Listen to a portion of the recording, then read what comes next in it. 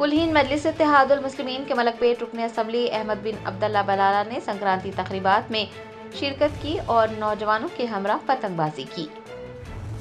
संक्रांति त्यौहार के मौके पर कुलहीन मजलिस इत्तेहादुल मुस्लिमीन के मलकपेट एमएलए अहमद बिन अब्दुल्ला बलाला ने नौजवान कायदीन सुमन गौड़ और नागराज गौड़ व दीगर के हमरा संक्रांति की तकरीबात में हिस्सा लिया और पतंगबाजी भी की।